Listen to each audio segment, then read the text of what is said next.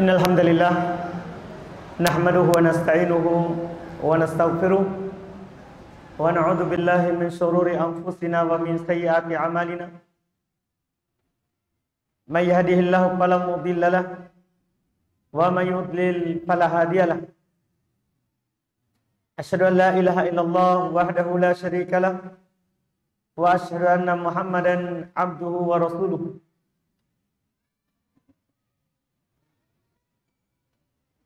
Sallallahu ala nabiyina Muhammadin wa ala alihi wa ashabihi wa man tabi'ahum bi ihsan ila yaumiddin. Amma ba'd. Al-ikhwan wal akhwat jamaah salat maghrib rahimani wa rahimakumullah. Alhamdulillah, kembali di malam hari ini kita melanjutkan kajian kitab Bulughul Maram min Adillatil Ahkam karya Al-Imam Al-Hafidh Ahmad ibn Ali ibn Hajar Al-Asqalani Syafi'i rahimahullahu ta'ala. Kita di malam hari ini masih di pembahasan seputar mandi dan hukum junub. Kita akan membaca hadis yang disebutkan oleh penulis rahimahullah nomor 101 dari kitab ini. Kata beliau rahimahullah, wa an Ali radhiyallahu ta'ala anhu qala kana an-nabiy sallallahu alaihi wasallam yuqri'una al-Qur'ana ma lam yakun junuban. Rawahu Ahmadu wal khamsatu wal lafdu wa hadha lafdu Tirmidzi wa hasanah wa sahahu Ibnu Hibban. Kata beliau rahimahullah dari Ali bin Abi Thalib radhiyallahu taala anhu, beliau berkata, adalah Nabi sallallahu alaihi wasallam membacakan kepada kami Al-Qur'an selama beliau tidak junub. Diriwayatkan oleh Imam Ahmad dan Imam 5, lafaz ini adalah lafaz Imam At-Tirmidzi dan dihasankan oleh beliau serta disahihkan oleh Ibnu Hibban rahimahullah. Hadis yang ada di hadapan kita sudah mendengarkan artinya dan lafadznya sebagaimana disebut oleh Imam Al-Hafidh Ibn Hajar di hadis yang diriwayatkan oleh Imam Ahmad, demikian pula Abu Daud, An-Nasa'i, Tirmidzi dan Ibnu Majah. Para ulama hadis berselisih pendapat terkait dengan kedudukan hadis ini. Terkait dengan kedudukan hadis ini. Kalau Imam Al-Hafidh Ibn Hajar sendiri belum berkata di dalam kitab At-Talkhis, rawahu Ahmad wa ashabus sunan wa Ibnu Majah wa Ibnu Hibban wal Hakim wal Bazzar wa Daruqutni wal Baihaqi wa alfadhu mukhtalifah wa sahahu Tirmidzi wa Ibnu Sakan wa Abdul Haq wal Baghawi. Beliau berkata ini hadis riwayat Imam Ahmad dan ashabus sunan, Ibnu Majah, Ibnu Hibban, Al-Hakim, Al-Bazzar, Daruqutni, Al-Baihaqi. Lafadznya berbeda-beda, disahihkan oleh Al-Imam At-Tirmidzi, juga Ibnu Sakan, juga kata beliau Abdul Haq, juga disahihkan oleh Al-Baghawi. Bahkan beliau menukil perkataannya Ibnu Khuzaimah, yang mana Ibnu Khuzaimah menukil perkataan Syu'bah rahimahullah, yang mana dia berkata, hadal hadithu sulut ra'si mali. Hadits ini sepertiga hartaku. Juga berkata, lam uhaddits bi haditsin ahsana min. Saya tidak menceritakan dengan sebuah hadits yang lebih bagus darinya. artinya beliau ingin mengisyaratkan kalau Imam Syu'bah menghasankan. Ini sebagian ulama hadis.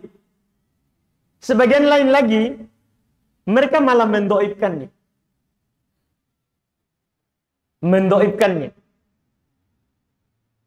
Karena mereka melihat bukan perkataan dari Syu'bah yang barusan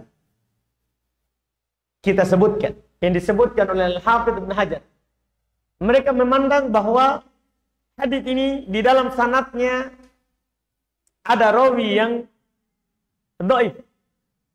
Di dalam sanadnya ada rawi yang dhaif, yaitu rawi yang bernama Abdullah ibnu Salamah al-Muradi. Dia adalah rawi yang dhaif, bahkan hadis ini termasuk yang dianggap mungkar dari Abdullah ibnu Salamah al-Muradi, sebagaimana yang disebutkan di dalam Al-Kamil, demikian pula Al-Mizan oleh para ulama. Yang mana beliau sebutkan hadis ini di atas perselisihan sanadnya, tentunya karena sanadnya diperselisihkan, kesohihannya dari Nabi SAW diperselisihkan, maka sebentar hukum yang kita akan bicarakan tentunya diperselisihkan juga. Yaitu masalah membaca Al-Quran bagi orang yang sedang junub. Apa hukumnya? Membaca Al-Quran bagi orang yang sedang junub. Membaca di sini maksudnya membaca, memegang mushaf. Iya. Demikian pula bisa masuk membaca dari hafalan. Bisa juga masuk di dalamnya membaca dari hafalan. Kita akan berbicara dua itu. Pertama, adapun membaca dengan memegang Quran. Membaca dengan memegang Quran dalam keadaan junub. Apa hukumnya? Para ulama berselisih pendapat. Mayoritas ulama berpendapat membaca Quran dalam keadaan junub hukumnya tidak boleh, diharamkan. Dalil mereka adalah hadis yang ada di hadapan kita. Hadis yang ada di hadapan kita dari Ali bin Abi Thalib radhiyallahu taala anhu. Dia berkata adalah Nabi SAW belum membacakan kepada kami Quran selama beliau tidak junub. Selama tidak junub. Berarti pemahamannya kalau junub tidak baca. Cuman hadis ini sebagaimana yang kita dengar tadi dikritik sanadnya oleh sebagian ulama karena di dalam sanadnya ada rawi yang bernama Abdullah ibnu Maslamah al-Muradi dhaif. Bahkan hadis ini dianggap mungkar, palsu dari beliau. Tapi mayoritas bersamaan dengan dhaifnya hadis ini tetap berpendapat tidak boleh membaca Quran dengan menyentuhnya kalau dalam keadaan junub. Dalil mereka adalah yang paling kuat bukan hadis ini. Hadis ini semukbil dhaif. Dalil mereka yang paling kuat adalah Quran. Yaitu firman Allah Subhanahu wa taala, la yamassuhu illal mutahharun. Tidak ada menyentuh Quran kecuali yang suci. Kecuali yang suci. Ini dalil mereka yang paling kuat. Walaupun dalil ini dibantah oleh orang-orang Dhahiriyah, termasuk Syekh Mukbil, juga muridnya juga membantah ayat ini. Kenapa? Karena mereka katakan ayat ini kan bercerita tentang malaikat. Ini ayat, kalau antum baca sebelumnya, ini terkait dengan malaikat. Iya. Berbicara tentang malaikat, bukan Adam dan keturunannya. Bukan Adam dan keturunannya. Cuman ada namanya menurut mayoritas ulama dalam usul fikih mereka bahas, ada namanya di dalam usul fikih dalilul isyarah. Dalil isyarat. Maksudnya, apa maksudnya itu dalil isyarat? yaitu kalau masyarakat atas tidak boleh menyentuhnya, padahal mereka adalah orang yang tidak berdosa, malaikat. Mereka tidak pernah bermaksiat kepada Allah atas apa yang Allah perintahkan kepada mereka. Maka tentunya masyarakat bawah lebih-lebih tidak boleh. Dan ini dalil kuat dan itu dianggap dalam usul fikih sebagai dalil yang benar. Makanya dalam masalah ini kita lebih memilih pendapat mayoritas daripada pendapat sebagian ulama seperti Daud Ad-Dhahiri, Ibn Hazm Ad-Dhahiri, ya, yang mengatakan bahwa boleh orang junub baca Quran, menyentuh Quran. Tapi kita lebih condong kepada pendapat mayoritas. Dalil mereka Quran, walaupun itu terkait dengan malaikat, tapi itu isyarat untuk penduduk bawah, anak cucu Adam. Itu lebih kuat insya Allah dari sisi pendalilan. Iya, karena orang yang berpendapat boleh, mereka berdalil dengan kaidah al-bara'atul asliyah. Asalnya boleh saja selama tidak ada dalil yang melarang. Dalil hadis dhaif kan berarti tidak bisa dipakai. Tidak bisa dipakai. Iya. Dalil ayat kata mereka itu kan malaikat. Cuman kita sudah bilang tadi. Ada sebenarnya dalil mereka juga yang mengatakan boleh, cuman saya tidak perlu sebutkan karena sebagian para ulama menganggap jauh sekali pendalilannya kalau kita pakai hadis itu. Itu hadis innal mu'min la yanjus. Mukmin itu tidak najis. Ya, kita berbicara memang badan mukmin itu tidak najis. Kita tidak berbicara itunya. Kita tidak berbicara najis tangannya. Oleh karena itu siapa yang lagi junub? Lagi tidak junub. Sudah wudu tapi ada najis di badannya. Tidak ada yang bilang dilarang pegang mushaf. Tidak. Masalah kita ini suci nggak orangnya? Lagi wudu nggak atau lagi suci nggak dari hadas besar? Itu terlalu jauh. Dalilnya dibantah oleh ulama. Itu bukan saya yang bantah, tapi ulama juga yang selevel dengan mereka. Yang selevel dengan mereka. Maka kesimpulannya insya Allah Ta'ala yang kuat, memegang mushaf, membaca Quran dengan memegangnya bagi orang yang junub, itu tidak dibolehkan. Memegang langsung. Kemudian Syekhul Islam Ibnu Taimiyah rahimahullahu taala menjelaskan boleh kalau pegangnya pakai alas. Pegangnya sebelum pegang mushaf pakai kos tangan kita pegang. Atau sekarang ini kita mudah, kita pegang HP, tidak perlu pegang mushaf. Karena ketika kita pegang mengaji lewat HP, itu kita pegang HP bukan Quran. Iya, bukan Quran. Atau yang mereka sebutkan boleh mengaji lewat tafsir atau terjemahan Al-Quran. Karena itu sudah keluar dari nama Quran. Ini jalan keluarnya. Ini masalah pertama. Berzikir dengan Quran, membaca Quran dari mushaf langsung. Masalah yang kedua. Berzikir dengan Quran dari hafalan, tidak pegang mushaf. Dari hafalan tidak pegang mushaf. Ini dengan Quran ya. Adapun zikir selain Quran, maka disebutkan oleh para ulama disepakati kalau zikir selain Quran itu boleh. Boleh. Walaupun seorang lagi junub, walaupun seorang sedang tidak dalam keadaan toharoh dari hadas kecil ataupun hadas besar. Apa dalilnya? Hadits Aisyah radhiyallahu taala anha, kana Nabi sallallahu alaihi wasallam yadhkurullaha fi kulli ahyani. Adalah Nabi sallallahu alaihi wasallam berzikir kepada Allah di setiap keadaannya. Berzikir kepada Allah di setiap keadaannya. Sekarang kita bahas di sini bagaimana kalau zikirnya dari Quran. Kita mau baca 3 kul, kita mau baca ayat kursi sebelum tidur, sementara kita junub di awal malam. Apa hukumnya? Apa hukumnya? Ini diperselisihkan juga oleh para ulama rahimahumullah. Iya. Di antara para ulama ada yang berpendapat tidak boleh membaca Quran, berzikir dengan Quran, walaupun dengan hafalan, dari hafalan, bukan memegang langsung mushaf. Apa dalilnya? Hadis yang ada di hadapan kita. Disebutkan oleh Hafidz bin Hajar. Kalau dicetakan saya yang ini, yaitu di Syarah Bulughul Maram, Tawdihul Ahkam, punyanya Syekh Abdullah bin Abdurrahman Al-Bassam. Beliau kasih nomor 101.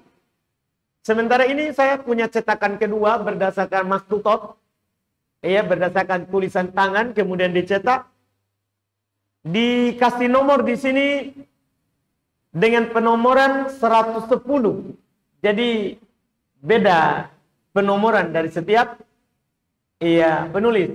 Cuman saya lebih condong kepada penomoran ini karena berdasarkan maktutotnya, tulisan tangan penomorannya. Jadi ini penomorannya kalau dicetakan ini yang saya pegang, ini khusus matannya, Bulughul Maramnya saja. Tidak ada syarahnya. Tidak ada syarahnya. Jadi cuma dicetak Bulughul Maramnya saja. Ini penomorannya 110. 110. Itu tidak berbahaya.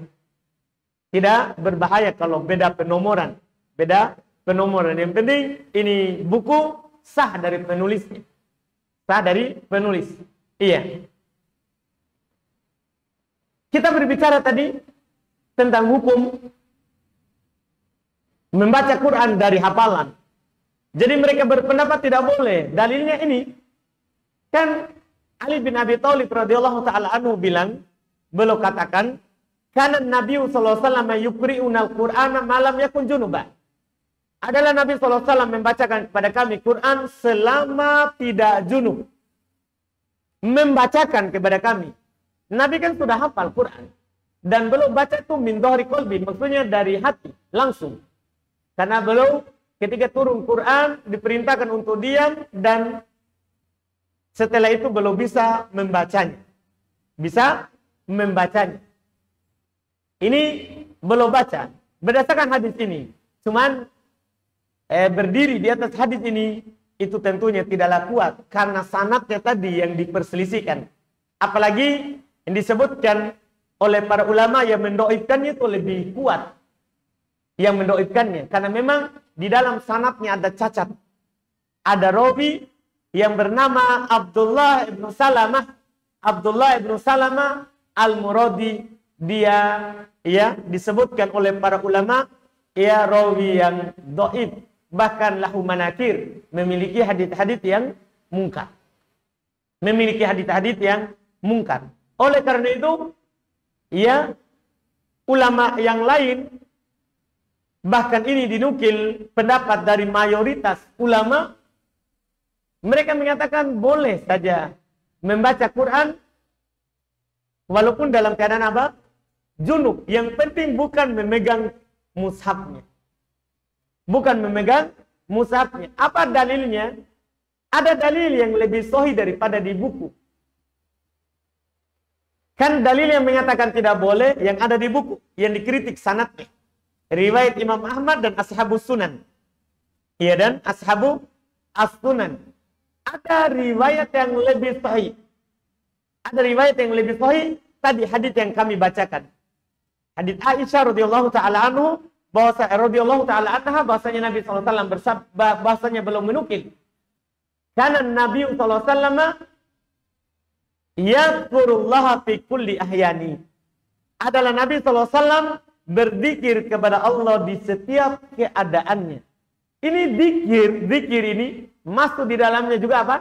Quran. Bahkan Quran adalah zikir yang paling utama. Bahkan Quran adalah zikir yang paling utama yang disebutkan. Dan ini, pendapat ini dengan dalil yang lebih kuat ini, kita tentunya lebih condong dan berpegang dengannya. Yaitu bolehnya seorang membaca Quran walaupun dia sedang junub, tapi dari hafalan.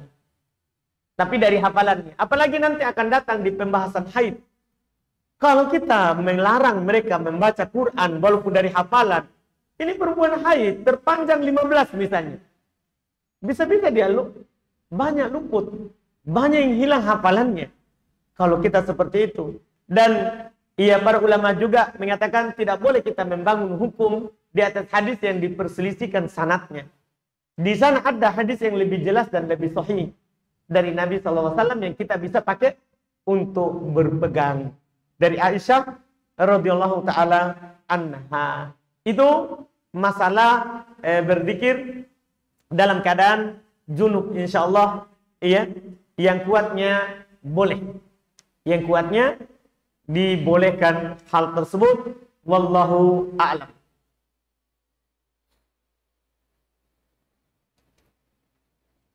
Kita masuk di hadis berikutnya. Masih tentang junub. Adapun perempuan yang haid, sengaja saya tidak sebutkan, kita akhirkan di babnya. Kita akhirkan di babnya. Karena nanti ada bab tentang haid. Ada bab tentang haid dan hukum seputar mereka. Ini baru yang junub. Baru yang junub. Kata beliau rahimahullah di hadis berikutnya. Wa an Abi Sa'id Al-Khudri radhiyallahu ta'ala anhu qala qala Rasulullah sallallahu alaihi wasallam idza ata ahadukum ahlahu thumma arada ay yauda falyatawadda bainahuma wudu'an rawahu Muslim zada al-Hakim fa innahu anshatu lil audah walil arba'ah an Aisyah radhiyallahu ta'ala anha qalat kana Rasulullah sallallahu alaihi wasallam yanamu wa huwa junub min ghairi ayyamas sama'an wa huwa ma'lul. Kata beliau rahimahullah dari Abu Sa'id Al-Khudri radhiyallahu ta'ala anhu, beliau berkata Rasulullah sallallahu alaihi wasallam bersabda, apabila salah seorang dari kalian mendatangi istrinya kemudian dia ingin mengulang lagi, falyatawaddo, hendaklah dia berwudu, bainahuma wudu'an, antara keduanya. Antara keduanya. Rawahu Muslim, ini riwayat Imam Muslim. Zad al-Hakim, ditambahkan oleh Imam al-Hakim, fa innahu anshatu lil aud, kan itu lebih membangkitkan semangat untuk mengulang kembali. Dalam riwayat Imam 4, Abu Daud, Nasai, At-Tirmidzi, Ibnu Majah, dari Aisyah radhiyallahu taala anha, dia berkata adalah Rasulullah sallallahu alaihi wasallam tidur dalam keadaan junub tanpa menyentuh air sedikit pun. Yaitu tanpa wudu. Tapi wahwa ma'lul, lafaz ini cacat, dan memang lafaz ini adalah lafaz yang dhaif, bahkan disebutkan ulama hadis ini adalah merupakan lafaz yang mungkar. Ini adalah lafaz yang mungkar. Hadis ini. Tidak sah. Karena juga menyelisih hadis sahih. Nabi SAW ketika beliau ditanya, Sahih Bukhari Muslim, ayarqudu ahaduna wa huwa junub, apakah boleh salah seorang dari kami tidur dalam keadaan junub? Kata Nabi, na'am idza tawaddo'a. Iya, boleh kalau dia berwudu. Sementara di sini Nabi junub tidur tidak sentuh air sama sekali. Tentunya menyelisih hadis yang lebih sahih. Hadis yang lebih sahih. Nah, kita hanya fokus pada hadis sebelumnya. Masalah tidur dalam keadaan junub sudah. Boleh tidak menyapa dan disunahkan berwudu sebelum tidur. Kalau tidak berwudu, tidak berdosa. Dan ini hukumnya adalah apa? Sunnah. Nah, masalah yang sekarang ini yang disebutkan oleh penulis adalah masalah yang pertama, yaitu hukum berwudu antara dua kali berhubungan. Jadi mohon maaf anak muda, tapi nanti berguna kalau menikah. Di sini dijelaskan dalam riwayat Imam Muslim Nabi SAW katakan, apabila salah seorang dari kalian mendatangi istrinya, kemudian dia mau mengulang, mau melakukannya lagi 2 kali, atau 3 kali, 4 kali, 5 kali, 10 kali, urusannya. Cuman dia mau mengulang. Dia mau mengulang. Apa anjurannya? Kata Nabi, fal yatawaddo. Dengan lafaz perintah. Hadits ini diambil oleh sebagian ulama di atas dohirnya. Di atas apa? Dohirnya. Dohirnya kan perintah. Kata mereka menunjukkan apa? Wajibnya wudhu kalau mau mengulang. Cuman pendapat ini tidak diambil oleh mayoritas ulama. Tidak diambil oleh mayoritas ulama yang mengatakan wajibnya. Kenapa kata mereka ini perintah? Bukan perintah wajib, tapi perintah irsyad. Perintah tuntunan. Siapa yang mau mengulang, sudah selesai tadi pertama, kemudian mau lagi, sunnah berwudu, tidak wajib berwudu. Kalau dia langsung ulang, 1 kali habis selesai, mau lagi, langsung tanpa wudu, tidak ada masalah. Cuman dia tidak dapat pahala sunnah. Bagi yang mengatakan wajib, dosa kalau tidak wudu. Dosa kalau tidak wudu. Tapi yang benarnya, apa yang disebutkan oleh mayoritas ulama, bahwa berwudu antara 2 itu adalah sunnah, tidak wajib. Karena ini kata mereka adalah perintah, ya, irsyad. Ini menyelisihi madhabnya orang-orang dohiriyah. Karena yang berpendapat wajib adalah orang-orang dohiriyah. Diselisihi oleh mayoritas ulama. Kata Syekhul Islam Ibn Taimiyah rahimahullahu ta'ala, yustahabbul wudu inda kulli naum li kulli ahad. Disunnahkan berwudu, bukan wajib. Disunnahkan berwudu, bahkan di setiap kali mau tidur bagi setiap orang. Demikian pula dikatakan oleh Al-Imam Az-Zarqani rahimahullahu ta'ala, dhahaba jumhuris sahabah wa tabi'ina ila jawazi tarkihi bila karohah wa alaihi fuqahaul amsor. Kata Imam Az-Zarqani rahimahullah, mayoritas sahabat dan tabi'in, orang-orang mengikuti mereka, boleh dia tidak berwudu antara 2 itu. Boleh dia tidak berwudu antara 2 itu. Dan tidak makruh kalau dia langsung ulang tanpa wudu, tidak makruh. Dan di atas pendapat inilah fuqaha al-amsor, fuqaha di berbagai macam negeri.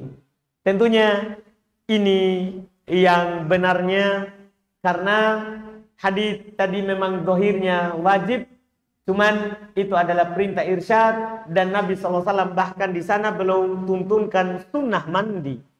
Bukan hanya wudu. Siapa yang mampu untuk mandi antara keduanya, dan alasannya di hadis sebenarnya jelas, yang belum sebutkan, itu akan membuat semangat untuk mengulangnya. Cuman lafaz yang ditambah oleh Al-Imam Al-Hakim ini dikritik oleh sebagian ulama, bahkan dianggap oleh para ulama hadis ini adalah ziyadah syadah, ziyadah yang ganjil, tidak sah dari Nabi SAW, apalagi telah bersendiri dalam meriwayatkan tambahan ini, menyelisih riwayat Imam Muslim. Kalau riwayat Imam Muslim tidak ada tambahan, karena itu membuat lebih bersemangat. Sementara dalam riwayat Imam Al-Hakim ada tambahannya. Diselisihi oleh seorang rawi bernama Muslim Ibn Ibrahim. Dia bersendiri dengan lafaz itu sehingga dianggap ganjil, apalagi yang diselisihi rawi-rawi yang lebih kuat daripada dia. Al-muhim, para ulama tetap mengatakan memang lebih bagus disunahkan untuk mandi atau paling sedikit wudu. Ya, kenapa?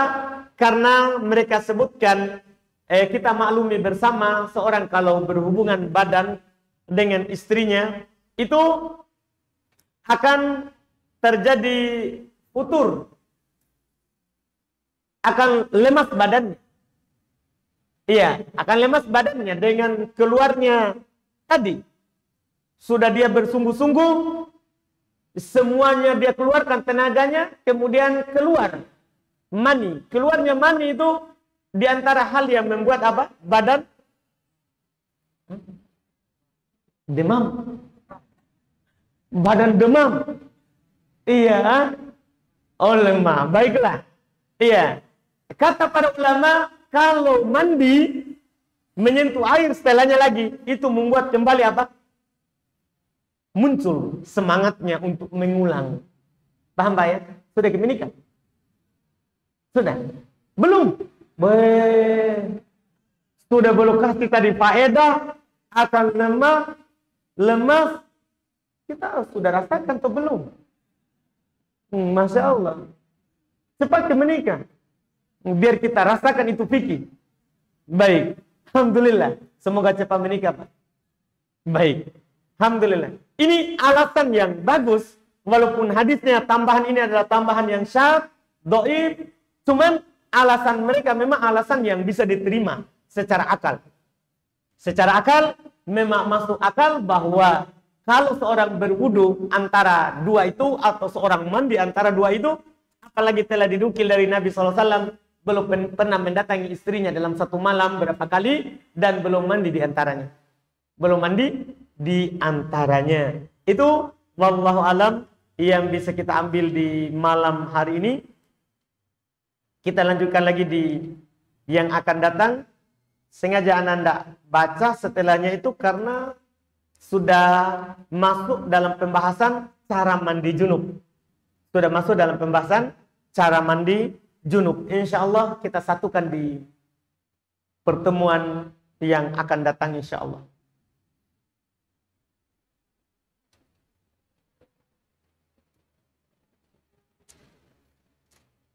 Kita masuk di tanya jawab. Kalau ada yang bertanya langsung, silakan. Dan sepertinya panitia siapkan pengeras suaranya supaya bisa didengar.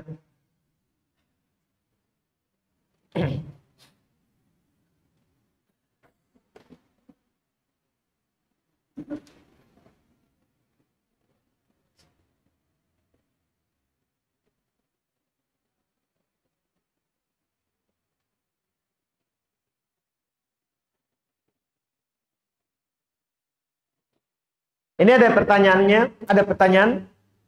Mohon nasihatnya Ustaz mengenai seorang yang tidak membatasi dirinya terhadap lawan jenis yang bukan mahramnya.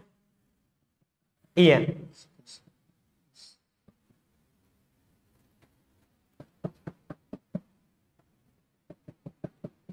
Iya, nasihatnya adalah kita baca hadis Nabi SAW, karena tidak ada nasihat terbaik yang melebihi hadis Nabi SAW. Iya, Nabi SAW belum pernah mengingatkan kepada para sahabat. Para sahabat saja, orang-orang yang terbaik pilihan Allah, diingatkan oleh Nabi. Tentunya kita lebih harus diingatkan dengan hadis itu. Kata Nabi SAW, iyakum waddukul ala nisa. Hati-hati kalian masuk ke perempuan. Bermudahan dengan mereka. Bermudahan dengan mereka. Iya. Ini kata Nabi SAW. Ada seorang bertanya kepada Nabi SAW. Bagaimana tentang alham, ipar? Ini diambil perkara yang kadang seorang bermudahan dengan iparnya. Ya kan? Karena dianggap mungkin istri dari kakaknya, istri dari saudaranya. Sehingga dia kadang bermudahan. Jadi ditanya, bagaimana kalau ipar? Kata Nabi SAW, alham al-maut. Ipar itu membinasakan. Ipar itu membinasakan. Dan itu nyata. Banyak kejadian dari masa ke masa, bahkan di masa kita sekarang ini. Banyak orang kadang bercerai gara-gara dia suka dengan iparnya. Dia suka dengan iparnya. Ini orang dekat. Tidak aman dari fitnah. Apalagi orang yang jauh.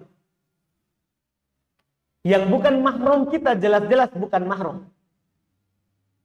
Yang mana Nabi SAW telah mengabarkan supaya kita para laki-laki berhati-hati.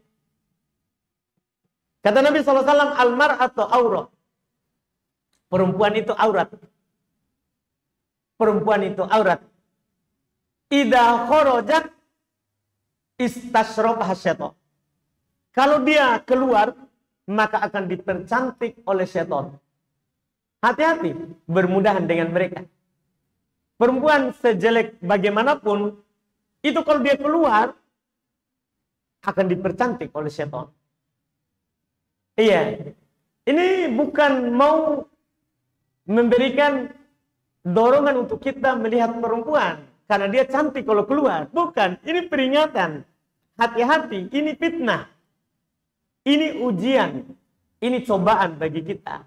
Makanya dalam Quran, hadis sangat banyak anjuran Nabi SAW kepada kita para laki-laki, demikian pula kepada perempuan terhadap laki-laki, untuk menundukkan pandangan. Untuk menundukkan apa?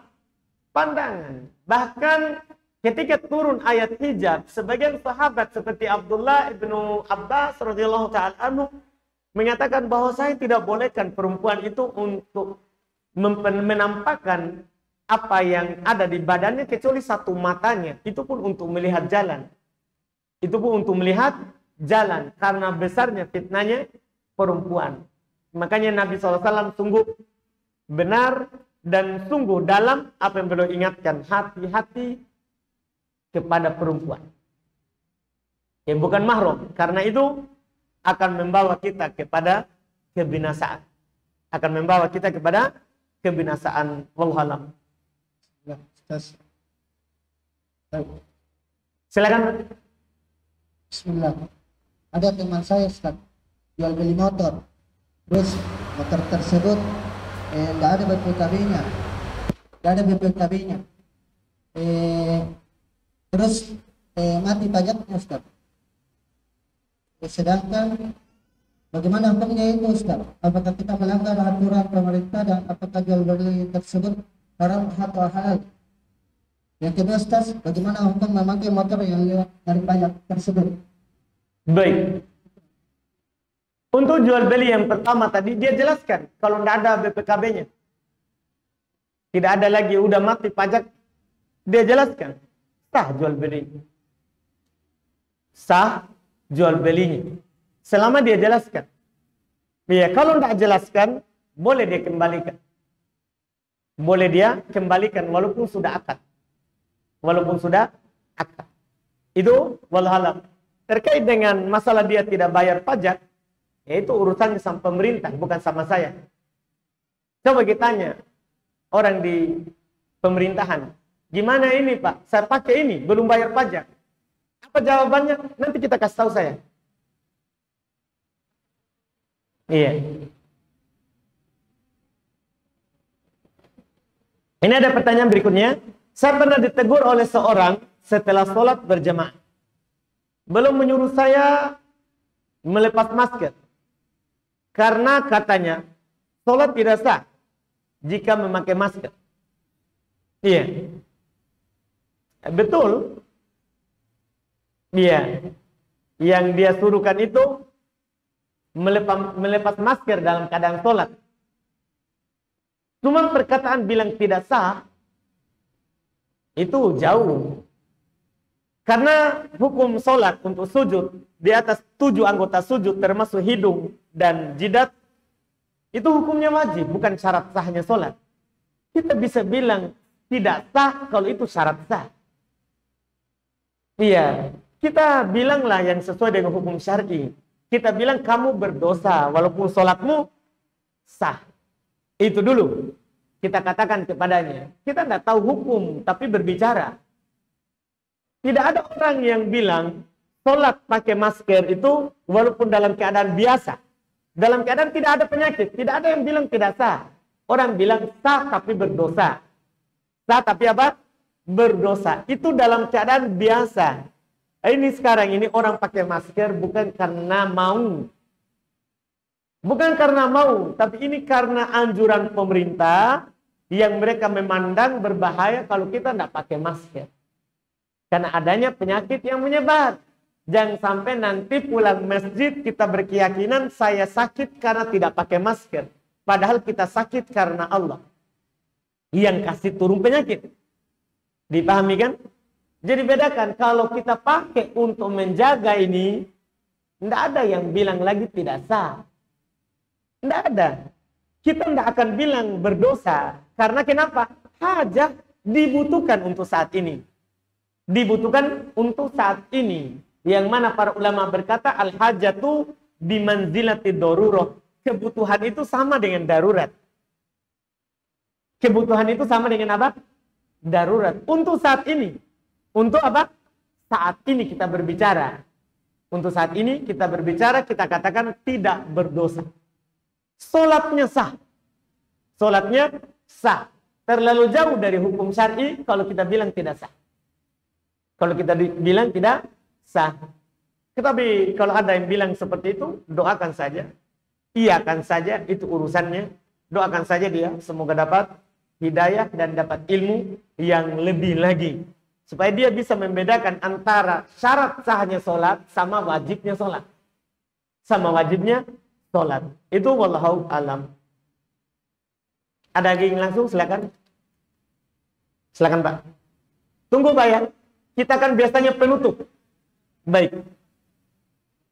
Assalamualaikum warahmatullahi wabarakatuh. Waalaikumsalam warahmatullahi wabarakatuh. Ustaz bertanya, apakah habis mati dulu bisa langsung sholat? Kalau mati sholat, apakah berwudu lagi? Baik. Baik. Pertanyaan dari jemaah, apakah habis mandi junub kita boleh langsung sholat? Atau kita harus wudu lagi? Jawabannya adalah Nabi SAW katakan dalam hadits Ummu Salamah. Jadi beliau bertanya, apa angkudu sya'ru ra'si? Dia bilang dulu sebelumnya, ini ya asyaddu dhafri ra'si. Saya adalah orang yang tebal rambutnya. Apa angkudu haligoplil janabah? Apakah perlu saya buka kepangan rambut kalau mandi junub? Kata Nabi SAW, lah. Inna ma yakfiki antahti ala ra'siki salat hatayab. Sungguh cukup bagimu untuk menyiram di atas kepalamu 3 kali. Fatat hurin, maka kamu telah toharoh.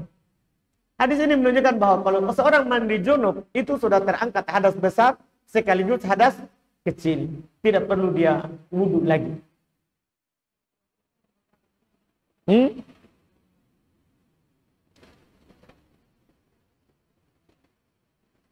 Mengatakan memegang lagi bagian bawah. Bagian bawahnya kita nanti memegang. Oh baik, baik. Kata belum dikhawatirkan dia pegang bagian bawah. Apa hukum memegang bagian bawah? Apakah itu membatalkan wudhu?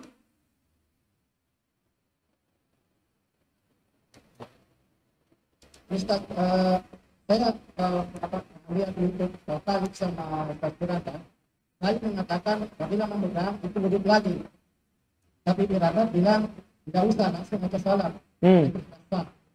Jadi kita pegang siapa? Kita pegang siapa? Khalid atau Firanda? Ustaz Khalid atau Ustaz Firanda? Yang kita pegang. Jadi sudah.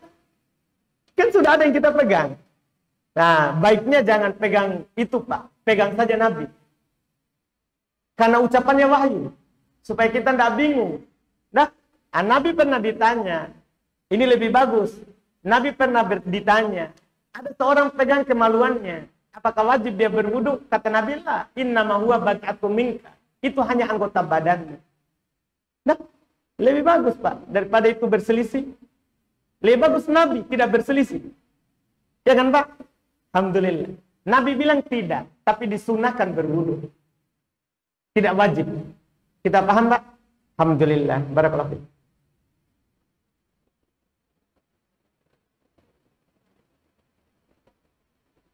Adakah sholat fardu sendiri? Apakah sholat fardu sendiri haruskah ada? Apakah sholat fardu sendiri haruskah ada iqamah? Enggak, enggak harus. Iqamah itu sunnah.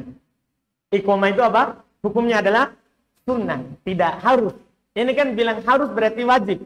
Enggak, sunnah dia qomat kalau dia sholat sendiri. Sebagaimana dia juga sunnah adzan kalau dia sholat apa? Sendiri. Tidak wajib. Tidak wajib, wallahu a'lam.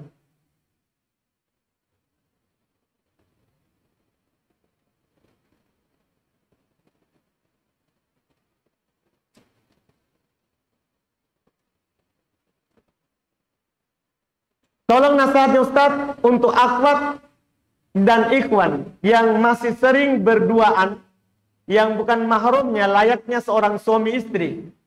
Di mana si akhwat sudah lama hijrah dan sudah tahu hukum-hukumnya. Ya kasihan. Nasihatnya tadi sudah kita katakan. Iya. Semoga mereka diberi hidayah oleh Allah Subhanahu wa taala segera menikah. Daripada dia begitu, iya, segera saja menikah. Lamar akhwatnya yang kita suka daripada seperti ini. Iya. Daripada yang seperti ini. Karena berduaan dengan yang bukan mahram itu dosa besar. Bukan dosa kecil. Berduaan dengan yang bukan mahram itu dosa besar, bukan dosa kecil. Hati-hati. Memang kalau kita suka, lamar langsung. Iya, lamar langsung. Kalau kita bilang belum ada ucapan naik, ya sudah mundur saja secara teratur. Iya, mundur saja secara teratur. Iya.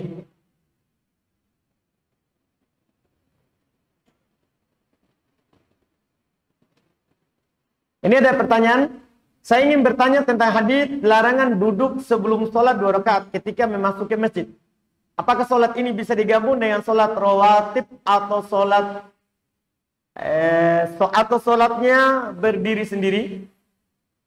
Misalkan kita masuk masjid di waktu duhur setelah azan dan waktu masih memungkinkan, apakah bisa sholat 2 rakaat terlebih dahulu kemudian sholat sunnah rawatib 4 rakaat, ataukah jika kita langsung sholat rawatib 4 rakaat sudah termasuk ke dalam 2 rakaat di hadis tersebut? Iya, sholat sunnah kalau bertepatan dalam satu waktu itu boleh digabungkan dengan syarat sama hukum dan sama kaifiatnya, caranya. Maka ketika penanya menanyakan dia mau sholat 4 rakaat sebelum zuhur, kemudian dia juga mau sholat 2 rakaat tahiyat masjid. Kalau dia lakukan dua-dua, maka sudah. Untuk yang pertama dia niatkan tahiyat masjid sama rawatib 2 rakaat sebelum zuhur. Kalau dua kali salam boleh, karena sama hukum, sama cara. Kalau dia lakukan langsung 4, tidak masuk. Karena sama hukum sunnah tapi beda cara. Sama hukumnya tapi beda cara. Tidak bisa saling masuk. Yang bisa saling masuk itu sama hukum, sama cara. Sama hukum, sama cara. Jadi kita kompromikan hal itu. Kita lakukan dulu 2 rakaat pertama dengan niat tahiyat masjid. Boleh juga langsung sunnah wudhu. Dan 2 rakaat rawatib. Boleh langsung. Boleh langsung.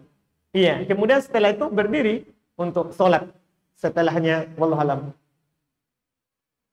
Kemudian berikutnya, jika saya punya uang 100 juta, apakah saya harus membayar zakat setiap tahunnya selama uang itu masih saya pegang? Iya, wajib. Zakat itu berulang setiap tahun selama ada nisabnya. Selama ada nisabnya. Dan 100 juta itu sudah ada nisabnya. Sudah ada nisabnya. Wajib kita bayar zakatnya. Zakatnya adalah bagi 40. 100 juta bagi 40, hasilnya itu dikeluarkan zakat. Hasilnya itu dikeluarkan zakatnya. Apakah boleh pakai baju yang ada gambar gitarnya? Iya. Apa hukum gitar? Apa hukumnya? Haram. Hukumnya haram. Hadits riwayat Imam Al-Bukhari rahimahullah. Dari Abu Hurairah radhiyallahu taala anhu, kata beliau, la yakunanna min ummati man yastahillul hir wal harir wal qamar wal ma'azib. Akan ada dari umatku orang yang menghalalkan sutra untuk laki-laki, perzinahan, sutra untuk laki-laki, khamar, minuman yang memabukkan, dan al-ma'azib, alat-alat musik. Alat musik itu haram. Akan ada yang menghalalkannya nanti. Kalau kita memakainya, ada unsur dukung, paling sedikit ridho terhadap yang digambar. Ridho terhadap ada yang ada di gambar. Dan ridho terhadap maksiat. Sama dosanya tanpa mengurangi dosa pelakunya. Iya, seorang muslim tentunya tidak mendukung hal-hal yang seperti itu. Tidak mendukung hal-hal yang seperti itu. Banyak baju lain yang tidak ada gambar dia yang mengandung dan mendukung maksiat. Banyak. Wallahu alam. Apakah dari Makassar ke Malino termasuk safar? Berapa jarak Makassar Malino? Siapa yang tahu?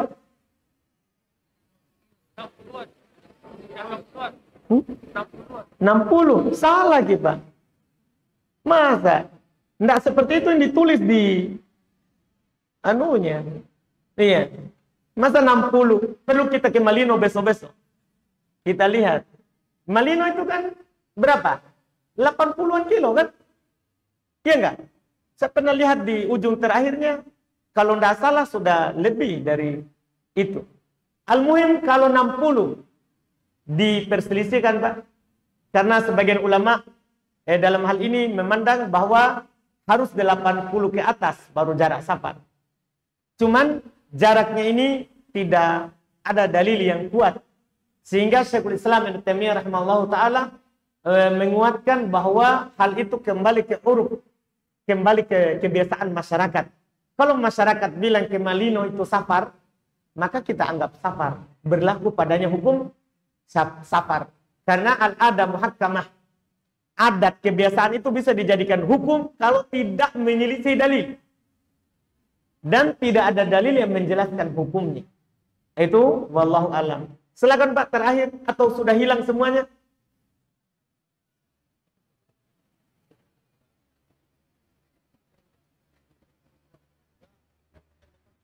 Baik Pak.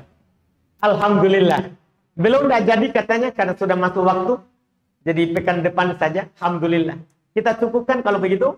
Subhanallah hamdik. Asyhadu an la ilaha illa anta astaghfiruka wa atubu ilaik. Assalamualaikum warahmatullahi wabarakatuh.